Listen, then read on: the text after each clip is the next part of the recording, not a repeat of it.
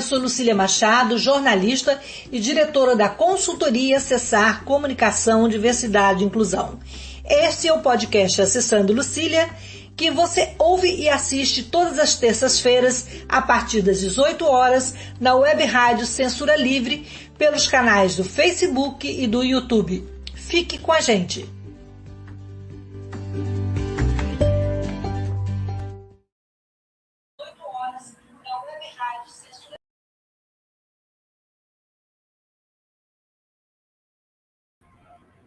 Olá, boa noite. Hoje estamos começando mais uma edição do podcast Acessando Lucília e a nossa pauta é o aleitamento materno. Esse mês de maio, nós temos duas datas, né? E também a Semana Nacional de Doação do Leite Humano.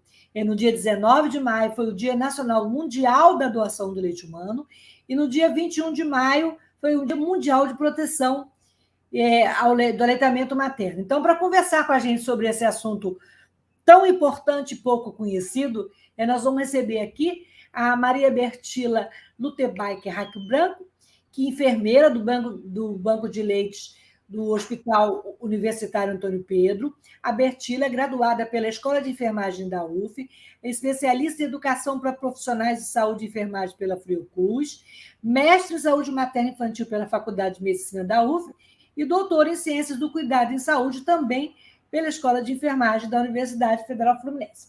Então, eu vou me descrever e depois passar para a nossa convidada de honra, Bertila. Eu sou uma mulher branca, de cabelos castanhos escuros, estou com óculos dourado, estou com um brinco de pérola caída branca, eu estou com leve batom na boca, uma blusa bege, atrás de mim tem um armário, uma porta branca, uma parede rosa clarinho e um porta-retrato colorido. Bertila, bom ter você aqui e queria que você se descrevesse para os nossos ouvintes e se apresentasse. Boa noite. Boa noite, Lucília.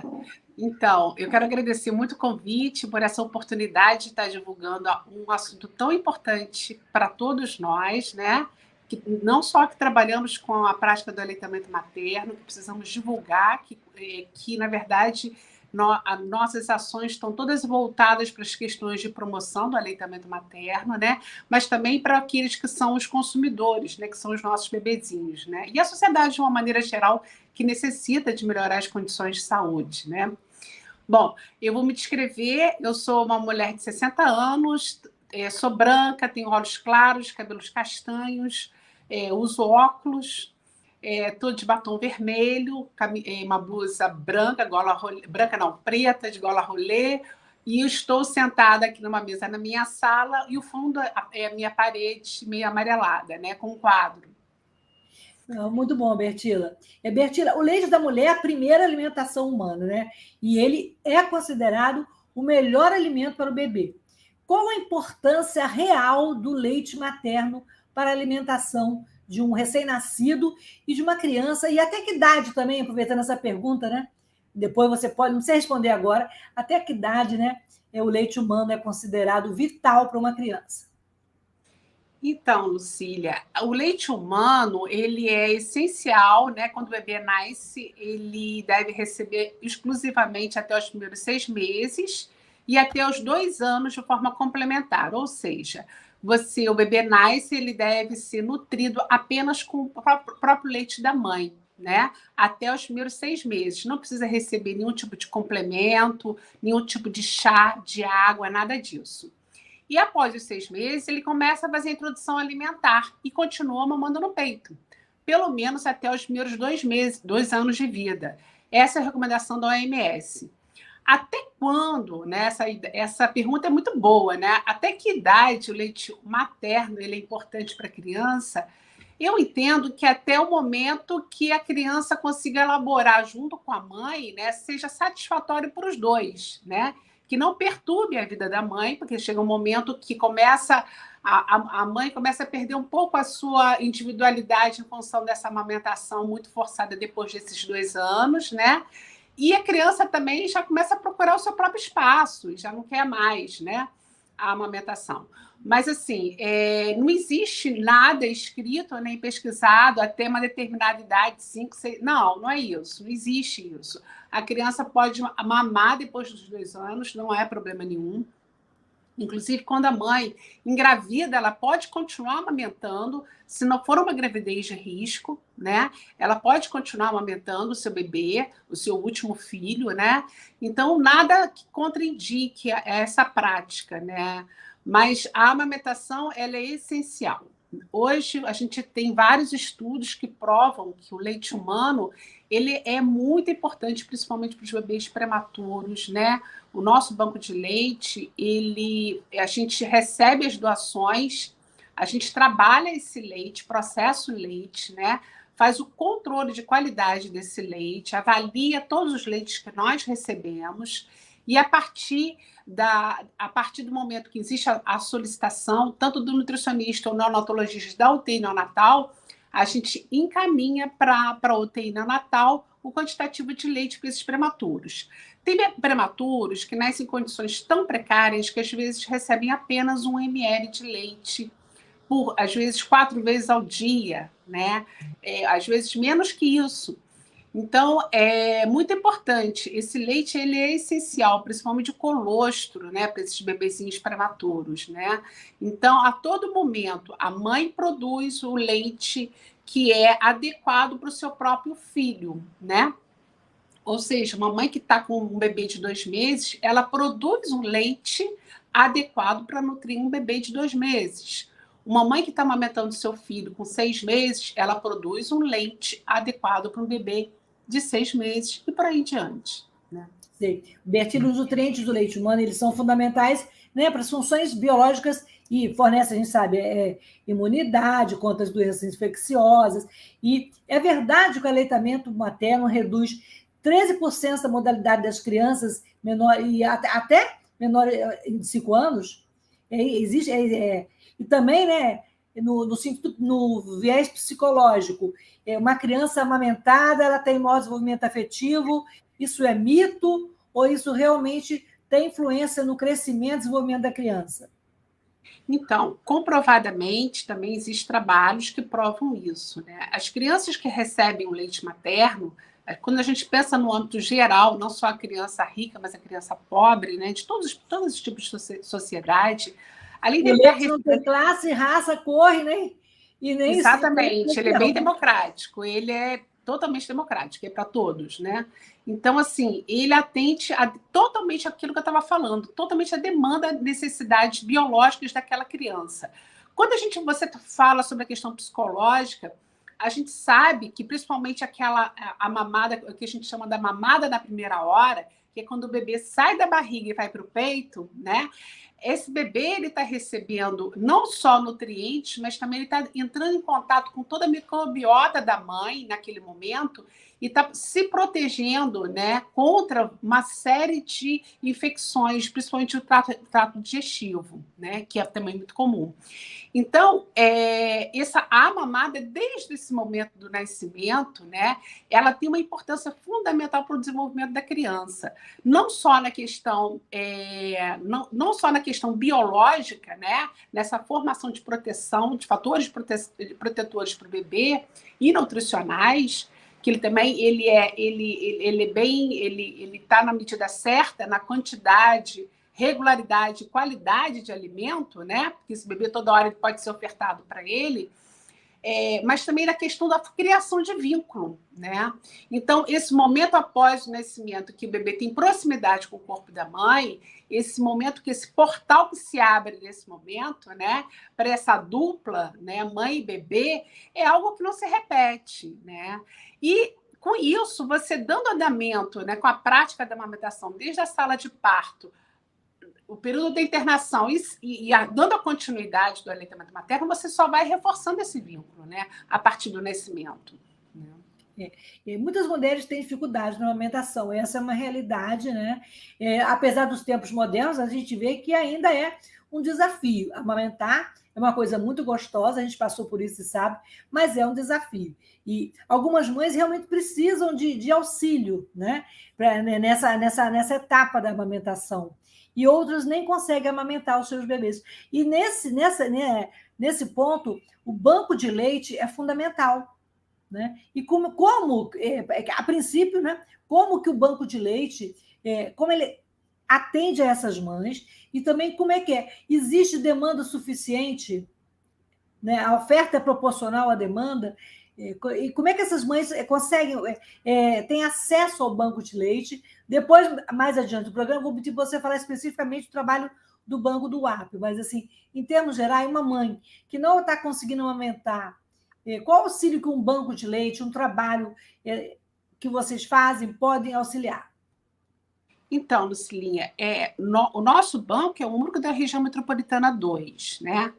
Então, a gente tem o papel de estar dando suporte às salas de apoio ao aleitamento materno. Como, é aquilo que você colocou perfeitamente, a gente não tem como dar conta de toda essa demanda, é enorme, né? E em função dessa dimensão toda, desse quantitativo de mulheres, né, a gente criou uma formação, né, para os profissionais de saúde que atuam nas salas de apoio ao aleitamento materno, para que eles possam estar também disseminando, poderem atuar, né, na sala de apoio ao aleitamento materno, também promovendo, protegendo e apoiando o aleitamento materno, né, tendo ações específicas no manejo clínico, empoderando a mulher sobre as questões legais, né, para que ela possa desenvolver essa prática, que isso é muito importante também.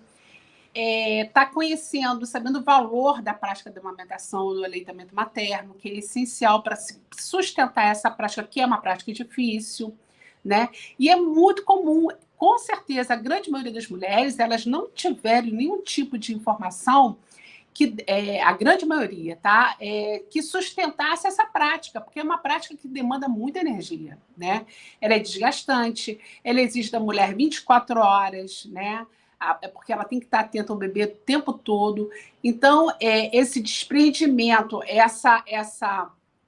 esse fazer contínuo, muitas vezes, faz com que as mulheres desanimem, né? Sem contar que o próprio manejo, né, de colocar o bebê ao seio materno é um manejo que muitas vezes nem sempre é muito simples, né? Não é uma coisa instintiva como é em qualquer outro mamífero, né? Nós pensamos, então, quando pensamos, muitas vezes complicamos também para a realização dessa prática.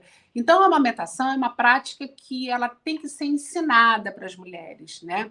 Ela tem que ser valorizada no âmbito familiar, para que aquela prática seja apoiada pela família também, pelos maridos, pelos companheiros, pelas pessoas no entorno daquela dupla, mãe e bebê. Né?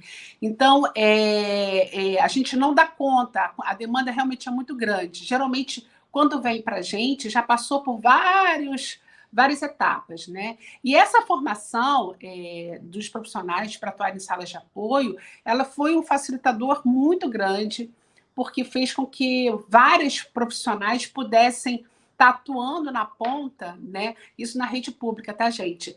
Atuando na ponta para diminuir a incidência de desmames, né? Em função da falta de apoio no manejo clínico do aleitamento materno, né? Agora, existe também, de uma maneira geral, existe muitos consultores, né? Na rede privada, que também É uma muitas coisa vezes relativamente moderna, né, Bertila? Quando nós tivemos nossos filhos há 30 anos atrás, as nossas consultoras eram nossas mães, né? Com certeza, eram as nossas mães, né? E às vezes também a gente tinha, eu pelo menos tive muita.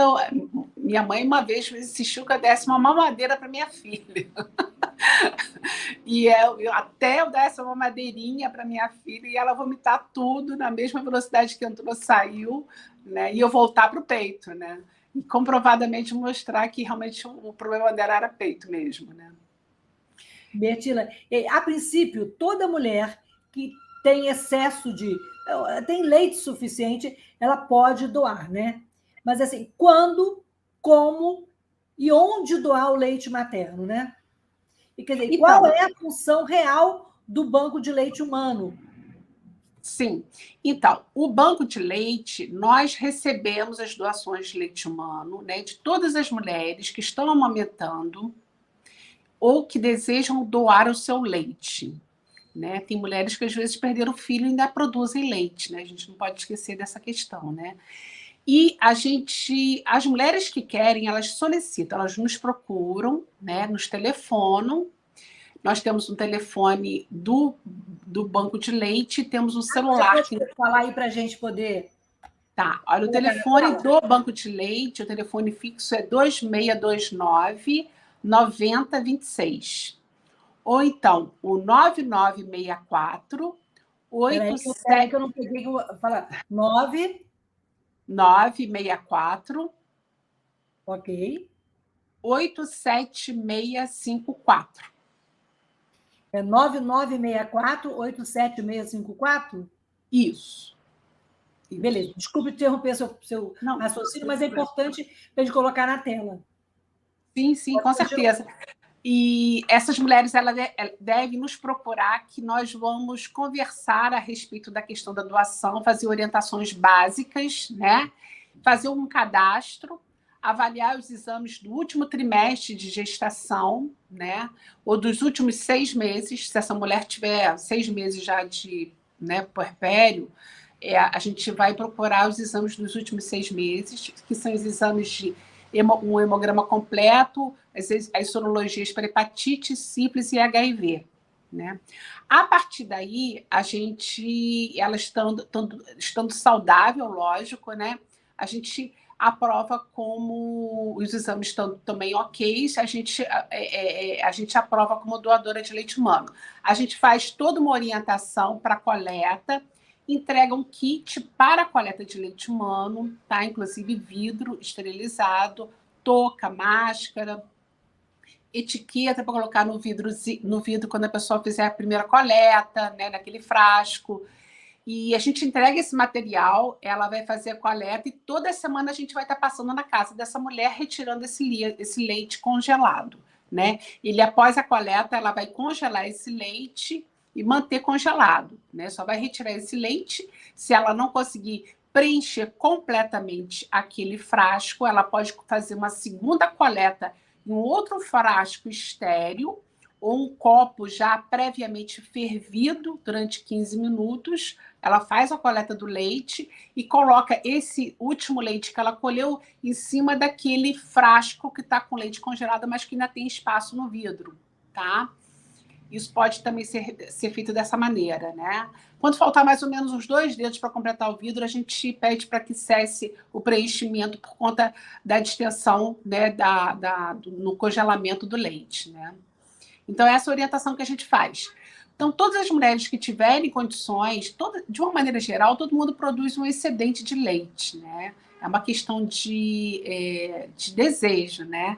E quem puder colaborar vai nos ajudar bastante. Aliás, vai ajudar muitos bebês, né?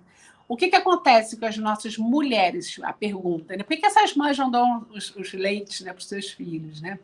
Imagina que é muito comum as mulheres que têm bebês prematuros, ou elas estão adoecidas, necessitando de cuidados, e o aleitamento materno muitas vezes está difícil, né? Até a própria descida do leite é um pouco mais complicada, às vezes ela está internada numa UTI, às vezes ela não pôde amamentar porque ela teve uma outra complicação no parto.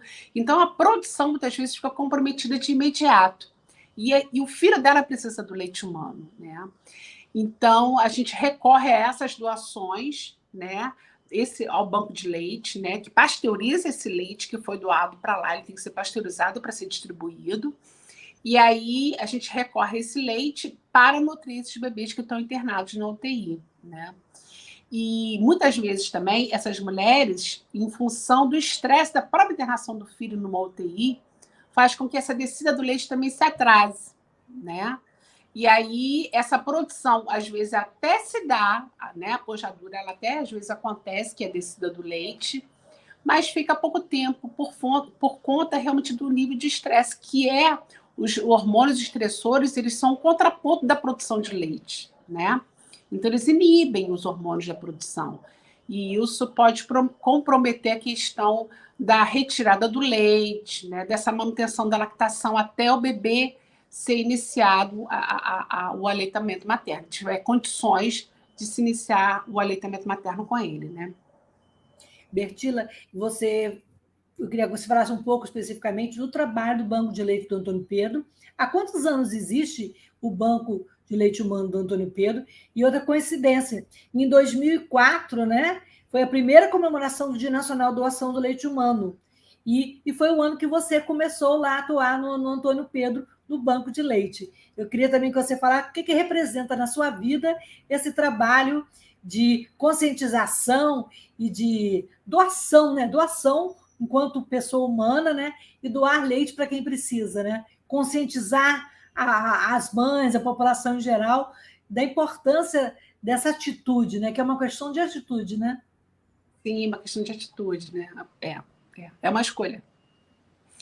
Então, o trabalho no Antônio Pedro, ele começou em 2000, ele foi inaugurado em 2003. Inicialmente, ele era um posto de coleta, porque não havia equipamento nem profissionais capacitados para atuação mesmo como banco de leite humano. Porque o que diferencia um posto de coleta e um banco de leite é praticamente uma sala de pasteurização, né? E equipamentos adequados para você poder fazer um controle de qualidade desse leite, avaliar o teor calórico, saber a acidez do leite, poder classificar esse leite, saber também fazer a aprovação desse leite, né? Nem todo leite doado é aprovado, né? A gente tem que avaliar para saber se tem condições de passar pelo processo da pasteurização e fazer a distribuição depois. A gente faz análise também de coliformes fecais, do leite e tudo mais. Então, todo esse processo, ele se passa dentro do banco de leite, dentro de uma sala de pasteurização. Então, o que diferencia um posto de coleta, né, para um banco de leite, basicamente é essa sala. O posto de coleta, a mulher ela vai receber todos os cuidados que recebe também no banco de leite. Ou seja, aquela mulher que quer fazer doação, ela pode chegar no banco e fazer a sua retirada de leite e fazer a sua doação. A mãe que está com o bebê internado, quer fazer a doação do próprio filho, ela pode chegar no banco de leite ou no posto de coleta, fazer a retirada do leite e esse leite ser distribuído para o filho, né? Sendo que no posto de coleta, ela não necessariamente ela vai estar instituído dentro de um hospital onde tem uma UTI neonatal, né? Mas ele pode também estar dentro de um hospital geral com uma UTI neonatal. Sendo assim, ele poderia também estar sendo distribuído. O banco de leite ele tem que estar dentro de uma estrutura onde tem uma UTI neonatal, tá? Onde você tem uma assistência ao bebê e à mãe do bebê, quer dizer, uma UTI neonatal e uma maternidade. Então, o banco de leite ele tem que estar nessa estrutura. O nosso banco de leite ele foi inaugurado em 2003, então, como banco de leite, mas ele atuava como posto de coleta. Mais ou menos em 2007 ou 2008, se eu não me engano, ele passou a atuar mesmo como banco de leite, né? Daí nós já tínhamos a equipe toda formada, toda capacitada. Então, a gente tem ações além de processar o leite, de fazer o atendimento, de promover, proteger e apoiar o aleitamento materno, que são essas práticas de conscientização do valor do leite, fazer movimentos em prol do aleitamento materno, ter ações de conscientizar a população sobre a questão dos direitos, tanto do bebê de ser bem alimentado, quanto da mulher de poder amamentar. Fazer o manejo clínico, pesquisar tudo voltados para esses assuntos, né? Nós realizamos isso dentro do banco de leite. Hoje nós temos várias pesquisas realizadas lá dentro. O meu doutorado foi realizado também dentro do banco de leite do Antônio Pedro, além de outras maternidades. Eu pesquisei 5 bancos de leite no meu mestrado, né, do estado do Rio de Janeiro, que tem a ver também com o banco de leite, porque foram ações que a gente pôde avaliar como que os profissionais atuavam dentro dos espaços, né, dentro do Estado, né? Mas, especificamente, o nosso banco de leite ele tem uma faceta um pouco diferente, porque a gente dá muito ênfase na atuação de apoio à mulher, né? E com isso a gente acabou desenvolvendo algumas práticas um pouco diferentes de outros bancos, né? A gente aproveitou as práticas integrativas, por exemplo, para poder estar atuando com essas mulheres que têm dificuldade de aleitamento materno, né? Que têm dificuldade de ter a produção de leite humano. Toda essa população de mulheres, por exemplo, que tem seus filhos internados, que estão em situação de estresse muito elevado, a gente desenvolve algumas práticas, a gente faz cromoterapia, a gente usa música, usa reflexologia podal, usa massagem, usa várias técnicas, né, para poder a gente estar promovendo de alguma maneira a manutenção da lactação dessas mulheres. E não só, óbvio, né, que a gente também não tem apenas o objetivo de estar promovendo o leite, a mulher não é apenas um pote de leite, né? Ela também, a gente tem que ter a visão da sensibilidade que essa mulher, naquele momento, ela se encontra, né? Para poder a gente estar colhendo e favorecer, minimizar os efeitos deletérios desse período muito estressante de internação do filho, né? Então, assim, a gente pensa pensa em estar sempre promovendo através não só das ações, mas também dos estudos, né, das pesquisas, né? Nós temos parceria com a Escola de Enfermagem, grupo de pesquisa, né? Então, a gente tem vários trabalhos envolvidos lá dentro e são trabalhos muito interessantes, são trabalhos que vale a pena e que têm promovido estratégias, né, de como enfrentar os desgastes dessas mulheres, né, que na maioria das vezes são as que mais são prejudicadas, né, com esse período de afastamento do filho, ou pela violência obstétrica, ou por várias facetas, né? Bom, em relação à minha atuação, eu entrei no Banco de Leite desde 2004, né? Por coincidência, foi quando a gente começou a comemorar o Dia Mundial da Doação de Leite Humano, né? Foi apenas uma coincidência. Eu já atuava com aleitamento materno, com amamentação, acho que durante a minha vida inteira de UTI neonatal. Eu fiquei 20 anos na UTI neonatal, atuei 20 anos na UTI neonatal, e durante todo esse percurso por onde eu passei, eu acho que eu sempre defendi tanto a presença da mãe, né, e da família dentro das UTIs neonatais, assim como a proximidade corporal da mãe com o filho. Eu sempre entendi isso como uma necessidade não só biológica, mas psicológica de ambos, entende? Para o desenvolvimento, para melhorar a imunidade, para melhorar tudo. Bertila, eu quero que você fale, a gente vai ter um intervalo de 30 segundos, e a gente volta a ter uma pergunta também de um ouvinte. E quem estiver participando do programa, tiver alguma pergunta, tiver alguma dúvida, também pode colocar aí no chat e que a gente vai passar para a Bertila. Mas, Bertila, na volta, eu quero que você me fale da importância dessas datas para que sensibilizar as pessoas e até informar, né, da importância de doar e do bebê também receber esse leite humano, dessa troca humanitária, né? E que faz toda a diferença na vida das pessoas. Eu tenho 2 casos, assim, só para falar rapidamente, que você deve se lembrar muito bem. Você ainda estava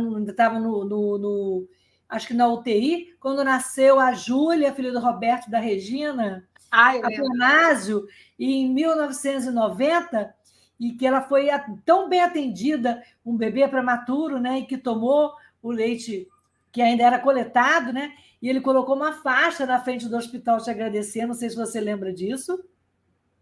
Olha, e também... Pode falar. Não, você está recordando, eu estou me lembrando aqui da história da Júlia. Né? Conta aí um pouquinho. A Júlia foi um bebê prematuro, né? E a gente me lembro que a gente teve bastante trabalho com a Júlia, né? Como todo bebê prematuro. E foi uma coisa assim, muito legal, né? Até por conta da proximidade com o Roberto, né? E funcionário da universidade, né? Pois é, foi um colega nosso, né? E assim, a gente teve um olhar. A gente tem sempre um olhar muito delicado, que todo bebê ele é diferente de todos, né? Mas a gente teve essa coisa da empatia, né, mais rápido pelo bebê, até por conta da própria história, né? Mas eu me lembro que foi realmente, eu não me lembro assim muitos detalhes, né? Mas eu sei que ficou marcante porque era algo que também gerava ansiedade na gente, né? Para que ela deslanchasse, para que ela melhorasse, para que ela ficasse bem, né? Tem muitas histórias, sabe, Lucilinha, que me deixa bastante emocionada, né? daquele tempo. Muito leite correndo nessas veias, nessas memórias, né, Bertila? Com certeza, muita ocitocina.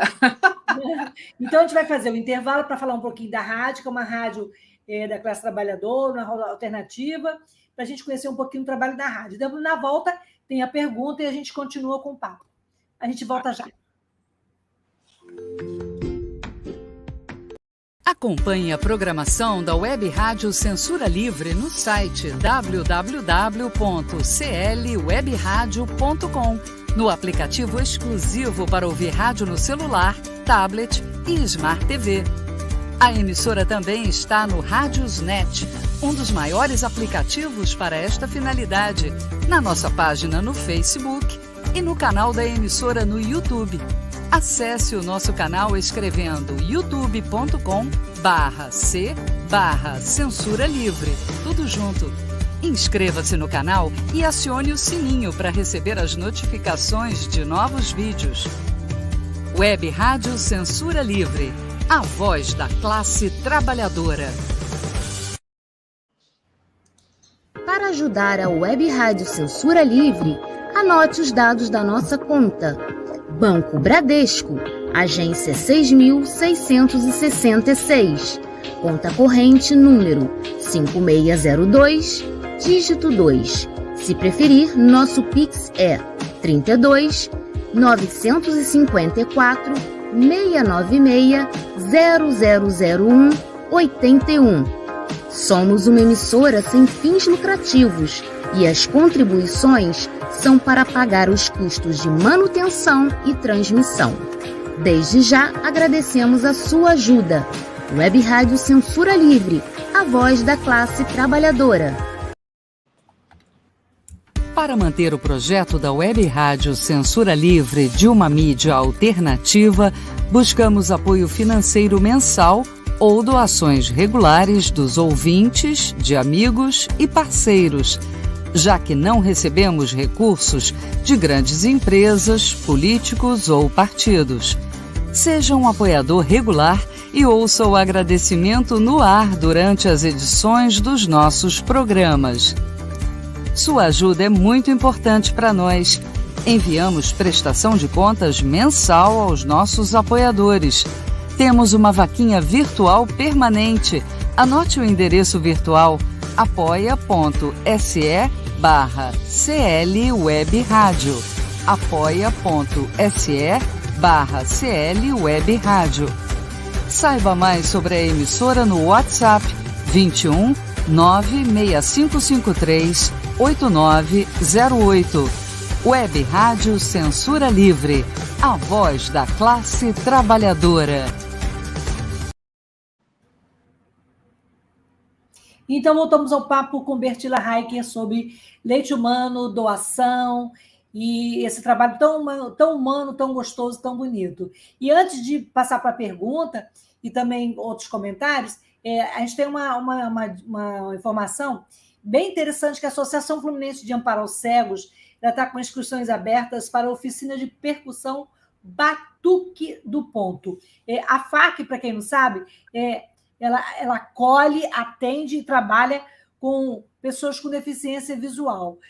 Então, muito legal e muito interessante essa oficina. Ela é ministrada pelo Rico, que é o fundador do projeto Fina Batucada, e as aulas acontecem lá mesmo no auditório da FAC, que fica ali em São Lourenço, próximo ao Ponto Sem Réis.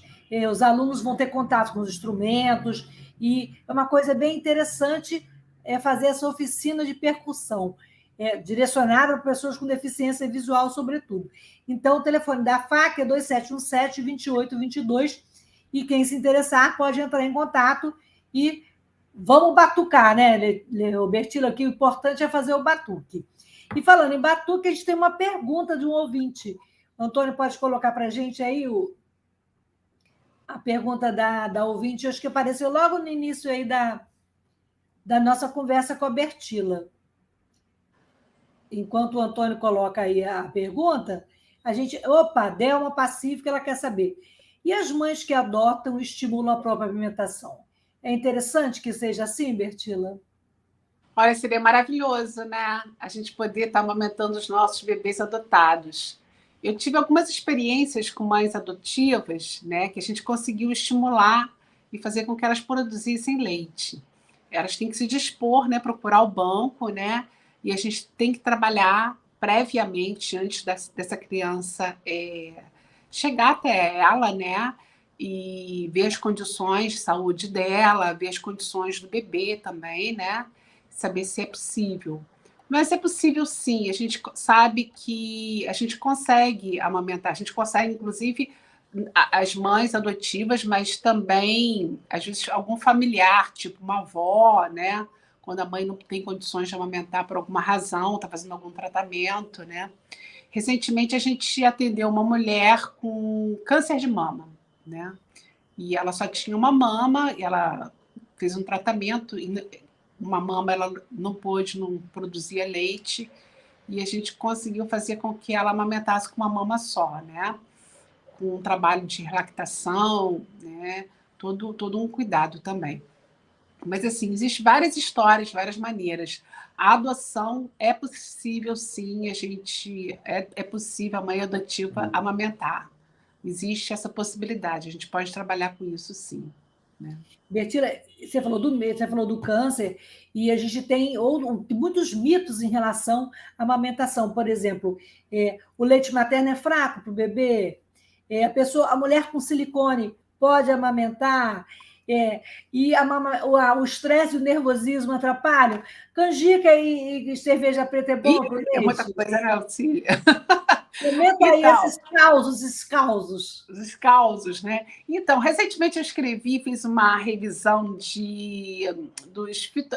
dos galactagogos, né? Que são os produtos que produzem leite, né? Que melhoram as condições de lactação das mulheres.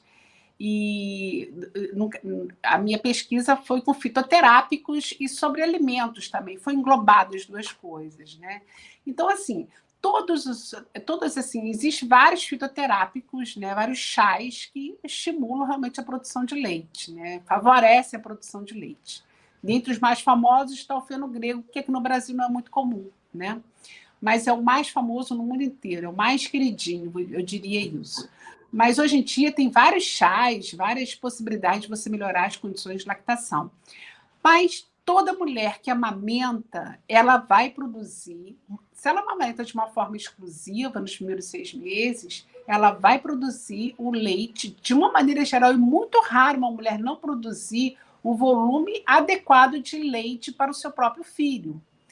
E esse valor desse leite é aquilo que eu falei anteriormente. Ela vai produzir o que o seu filho necessita. Ela não precisa usar complemento, ela não precisa usar chá.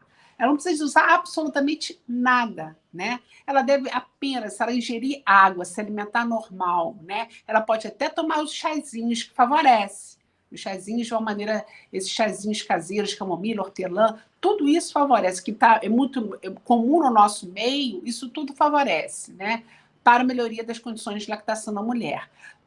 Principalmente, não se pode esquecer de tomar bastante líquido, né? E só que a gente não pode confundir líquido com bebidas escuras, de preferência evitar todos os refrigerantes, cafés, mate, né? Isso tudo são bebidas que excitam e nem sempre melhoram as condições de lactação da mulher, tá? Só um lembrete, é uma dica, né? Então, ou seja, a mulher, ela, de uma maneira geral, se ela está amamentando nos primeiros 6 meses do seu filho exclusivamente, ela não vai ter problema de produção, entendeu? Ela pode sentir até uma diminuição ao longo do dia em determinados horários, não ter aquele volume todo, né? Em outros momentos tem um pouquinho mais, mas ela vai ter produção suficiente para alimentar o seu próprio filho, com certeza. Tá? É muito raro, voltando, é muito raro uma mulher não produzir leite suficiente para o seu próprio filho quando ela amamenta da forma correta, ou seja, quando ela amamenta de forma exclusiva, ou seja, só peito nos primeiros 6 meses e complementar a partir do sexto mês. E essa lenda de que o leite humano é fraco, como é que a gente pode combater esse mito? Não existe leite humano fraco. Não cabe no leite humano fraco. Não é. O leite ele é um elemento dinâmico, ele é vivo, né?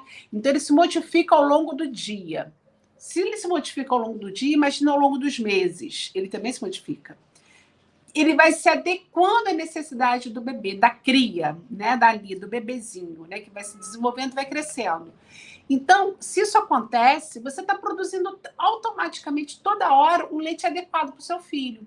Agora, se você se estressa, se você fica muito ansiosa, se você tem algum desequilíbrio nesse sentido, né, você pode gerar uma diminuição dessa produção. Ou você é impactado com uma notícia, né, alguma coisa assim, você pode realmente ter uma diminuição radical de produção de leite. Mas não quer dizer que aquilo interrompeu para sempre, que aquela produção ela ficou diminuída para sempre. Não, foi naquele momento. Daqui a pouco, se a mulher consegue relaxar, ela consegue voltar ao seu estado normal, essa produção ela vai se dar da mesma maneira, entendeu? Agora, o estado emocional realmente, né? É aquela história, a história das mães que têm seus filhos internados em UTI, né? Essa produção acaba diminuindo, isso é comum, isso é fato, né? Os hormônios estressores, eles estão na contramão dos hormônios produtores de leite humano, tá? Então, a gente tem que sempre ter o cuidado de, nessa fase que a gente está... Opa, eu acho que a Bertila deu uma vacinada. Voltou. Então, a gente tem sempre que ter um cuidado que nessa fase que a gente está amamentando, a gente ter um momento mais tranquilo, que as pessoas também nos preservem no entorno, para que a gente possa também ser meio protegido, para que a gente possa também estar bem legal para poder estar amamentando, né? Sem contar que a gente também tem que estar com bom humor também para isso, né? De preferência, né? O Antônio falou que eu coloquei o telefone fixo do banco errado. Você pode repetir aí para ele colocar na tela? 2629-9026. 2629-9026 é o telefone do Banco de Leite Humano do Antônio Pedro. E o WhatsApp? É o 9964 87654. 87654, isso mesmo. Ótimo. Ô, Bertila, e em relação aos alimentos, também tem essa lenda, né? Esses alimentos. A gente sabe que os alimentos, então, ou seja, as bebidas escuras, elas tendem a excitar também a criança. Então, essa história de tomar muito mate não convém, né? Muito café. E olha que eu tomei mate demais nas minhas 2 amamentações. E nunca soube que poderia influenciar negativamente. E influencia, porque, de uma maneira geral, ele é excitante, né? E nem sempre ele favorece também na manutenção da lactação, por conta até de ser excitante, né? Então, o mate, as bebidas, os refrigerantes, né? As bebidas alcoólicas, nem falar, né? Oi? Cerveja preta, nem pensar. A cerveja por conta do teor alcoólico, tá? Mas pela cerveja, se não tiver álcool, tudo bem, sem problema. A cevada está ótimo. É ótimo para a produção de leite, né? Então, a cerveja preta, realmente, essa Malzbier realmente não tem... É melhor você tomar água, tá? Canjica. A canjica engorda, né? Ela tem líquido, né? Que é aquele leite. Geralmente usa-se muito leite de vaca para preparar a canjica, né? É gostosa, ela é bem calórica, né? É uma prática de mito, na verdade, né? Ela não vai melhorar as condições de lactação, né? Os outros chás, eles melhoram muito mais do que a canjica, com certeza, né? Agora, tem estudos, por exemplo, com sopa de amendoim, né? Se eu não me engano, na Nigéria, onde eles usam isso como uma cultura, né? Cultural. Teve bebê toma a sopa de amendoim, né? Que eles utilizam o amendoim e dizem, né, que tem uma eficácia melhor na questão da produção de leite. Eu acho que pode ser que sim, pode ser que não. Acho que tem que ter mais estudos a respeito. E tem também aquela história de que quem amamenta emagrece e volta mais rápido ao corpo. Confere? De uma maneira geral, o efeito da amamentação no pós-parto, ele é muito eficaz no pós-parto imediato, né?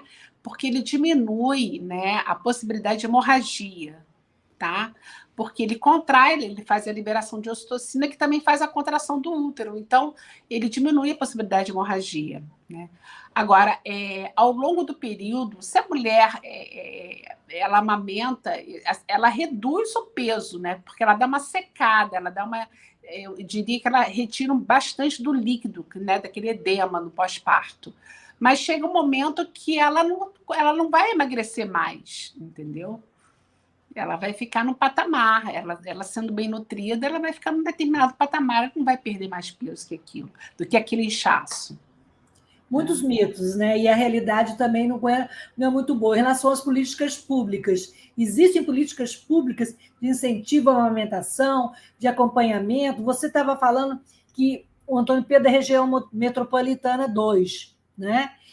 E aqui na nossa circunvizinhança, você hoje estava indo para Tanguá, foi dar um help lá. Como é que funciona essa rede? Então, a gente, para descentralizar as ações, para poder atender toda a demanda da Metropolitana 2, a gente criou salas de apoio ao aleitamento materno. Para isso, a gente fez algumas parcerias, inclusive com o Rotary Club, que nos apoiou com projetos, né, financiando salas de apoio, a criação de salas de apoio, e foi essencial para que essas salas pudessem ser mantidas. Então, em Tanguá, hoje, por exemplo, eles querem abrir uma nova sala de apoio ao aleitamento materno, né, e atender a demanda da população deles. Esse é um desejo. Eles têm uma sala e estão querendo abrir uma outra sala, um pouco maior, eu entendi. Então, na verdade, nós fomos conversar a respeito da logística, né, do preparo dos profissionais, né, de como isso pode ocorrer, né, como que poderia estar sendo organizado, quais são as estratégias que a gente pode estar usando para levar a formação, fazer o treinamento da equipe, tudo isso, né?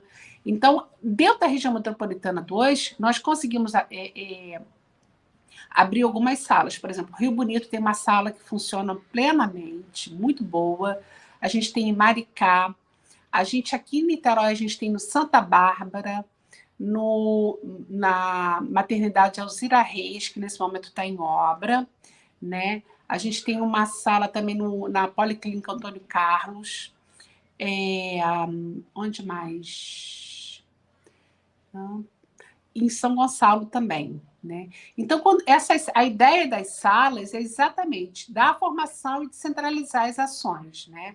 E para isso a gente tem que estar sempre atualizando os cursos de capacitação, né? Porque as equipes entram e muitas vezes elas se desfazem, né, por mudanças políticas e tudo mais, né? Mas a gente sempre está em parceria com esses municípios, tentando estimular para que esses municípios criem essas salas e promovam, né, a prática da amamentação e diminuam, né, os níveis de desmame na ponta, né?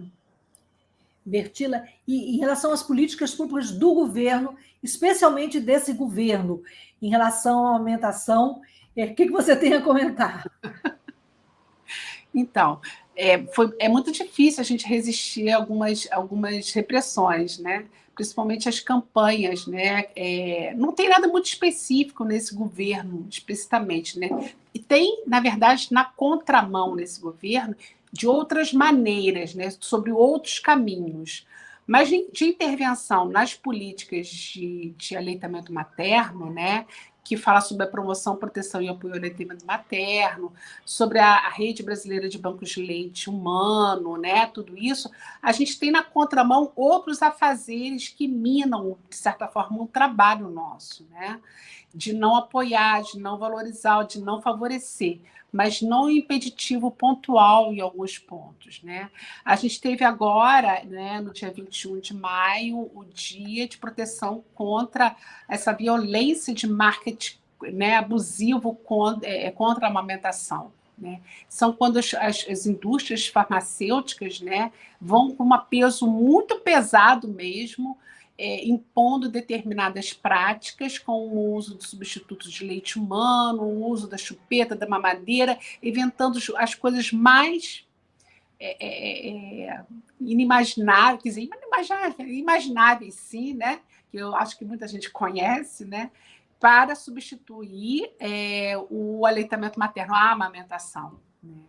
Então, muitas mulheres elas precisam ser mais informadas, elas precisam ser mais empoderadas da viabilidade dessa prática, da possibilidade da gente delas realizarem, né? É muito comum você ver mulheres, e a gente escuta muito isso, você ouvir que, às vezes, profissionais de saúde, que também são desinformados, né, condenarem a amamentação, às vezes, porque um bico do peito é um pouco plano, ou porque ela botou botou silicone, nada disso, na verdade, contraindica ou impede a amamentação. Muito pelo contrário, entendeu? É tudo uma questão de você saber manejar desde a sala de parto, fica muito mais fácil para você garantir o aleitamento materno contínuo, prolongado, né, após o parto. Então, assim, eu acho que o governo, propriamente, eu não tenho nada para pontuar assim, de uma forma muito clara que ele não estimulou, na verdade, ele não inovou em muitas coisas, né? Porque a gente vinha avançando e cada vez mais, principalmente nas leis que protegem a prática da amamentação, né? A gente tinha já conseguido galgar passos realmente bem interessantes, né? E de repente nós tivemos uma freada aí meio brusca, né? E estamos aguardando ainda mais empenho, mas mesmo assim continuamos trabalhando, nos empenhando, né? Para que a gente consiga estar promovendo, e daí essa ideia de estar indo mais do que nunca trabalhando com os municípios circunvizinhos para que essa prática seja efetivada, né? Que se crie salas de apoio, que os profissionais possam estar atuando, possam estar pontuando, empoderando as mulheres, né? Para que isso que a gente possa resistir, né? A pandemia deve ter também dado uma balançada, né, na quantidade de doação, né? E como é que vocês recuperaram esse tempo difícil? Então, como é que foi sobreviver à pandemia? Você sabe que nós tivemos uma aluna que ela fez um estudo comparativo da população que nós atendíamos, né, nos anos do ano de 2018 até 2020, que foi o ano da pandemia. E a gente foi montando o perfil, de repente a gente acabou se dando conta que em 2020, Niterói, acho que foi um dos poucos municípios no Brasil que teve um aumento de doações de leite, né? E aumento também de doadoras de leite humano. A gente teve um aumento de quase 30%, né? E isso vem sendo mantido em 2021, né? Também a gente manteve, a gente conseguiu melhorar esse patamar, tá? E foi crítico demais. Foi crítico para todo mundo, né? E a gente teve que criar uma estratégia de atendimento online, fazer manejo clínico é muito complicado, né? E contornar tudo isso foi muito difícil. Mas a gente conseguiu fazer campanha, a gente não tirou as campanhas, a gente conseguiu fazer todas as campanhas, né? Porque a gente vive de promover, né, o aleitamento materno, a doação de leite humano, né, tudo isso, né, difundir com a população. Então, a gente conseguiu contornar desse jeito. Muito bom. E tem um comentário de uma ouvinte aí, a Maria Elisa, que apareceu aí na tela, Antônio. E a Maria Elisa, boa noite a todos, muito interessante o tema de hoje. Estou com uma netinha que foi alimentada exclusivamente com leite materno até os 6 meses, está com 8 meses, está sendo introduzido outros alimentos, mas continua com leite materno. Ela está muito saudável, esperta, não sei até quando é que a mãe terá condições de continuar com o aleitamento materno.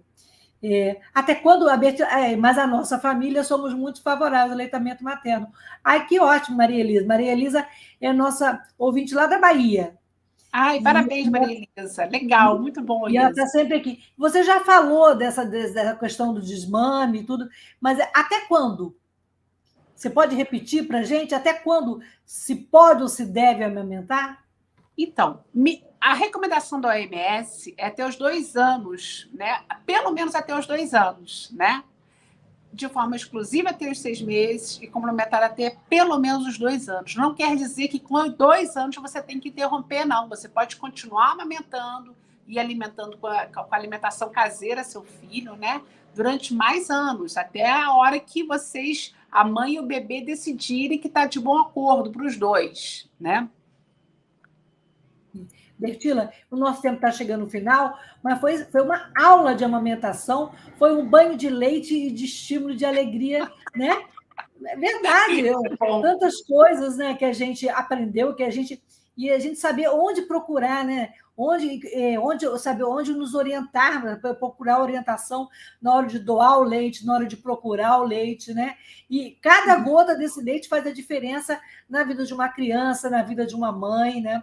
E isso é muito importante. Então, eu queria que você desse o seu recado final, o que você falaria para as mães que estão aflitas ao amamentar, e também mais das dicas finais aí, e parabenizar ao trabalho do Banco de Leite do Antônio Pedro, que é um pioneiro e um desbravador aí desses caminhos da amamentação. Então, eu quero aqui deixar meu muito obrigado para você, Lucília, pela sua oportunidade. Tá?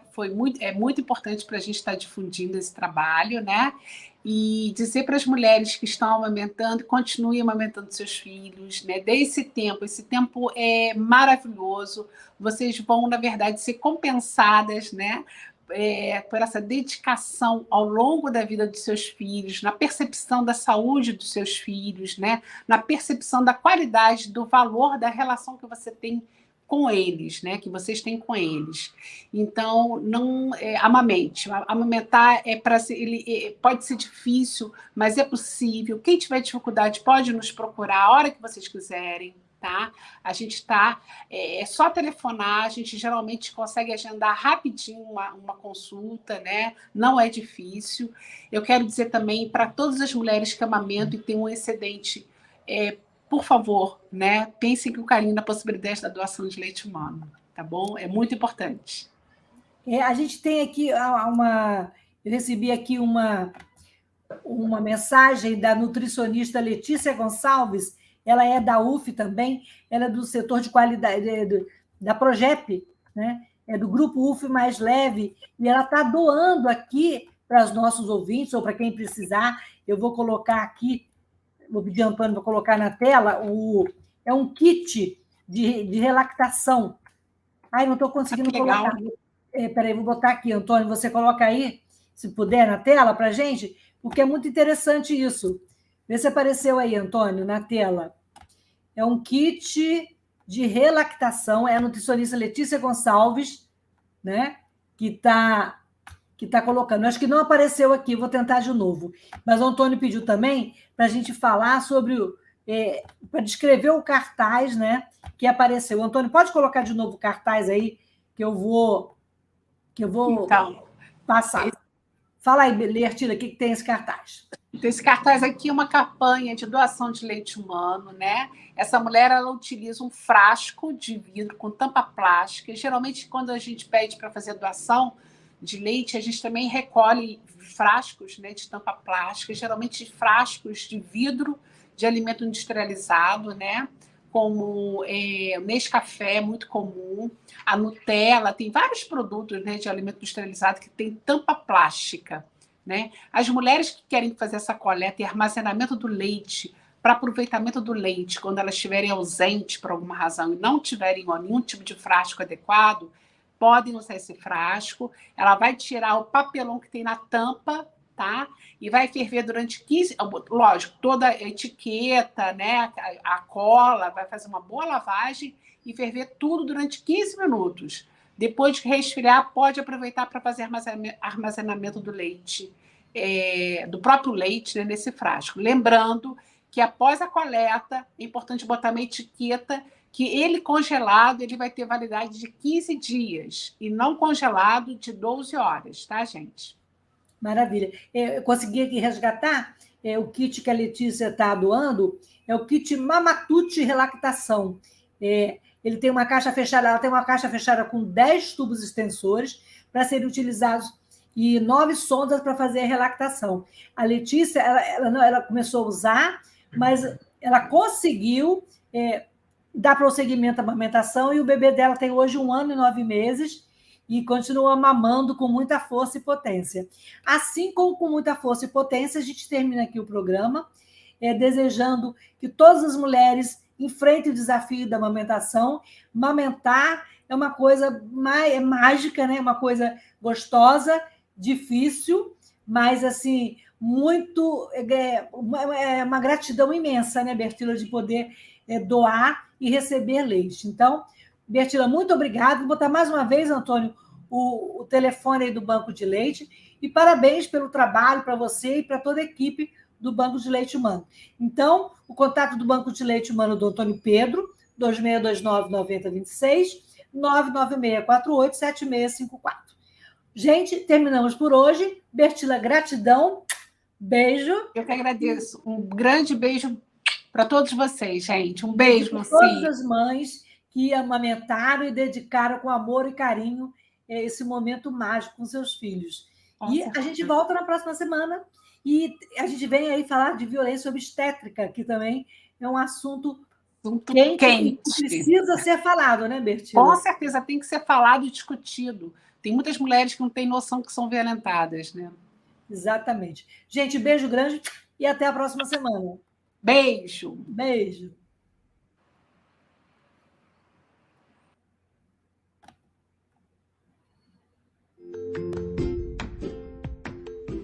Olá, eu sou Lucília Machado, jornalista e diretora da consultoria Cessar Comunicação, Diversidade e Inclusão. Este é o podcast Acessando Lucília, que você ouve e assiste todas as terças-feiras, a partir das 18 horas, na Web Rádio Censura Livre, pelos canais do Facebook e do YouTube. Fique com a gente!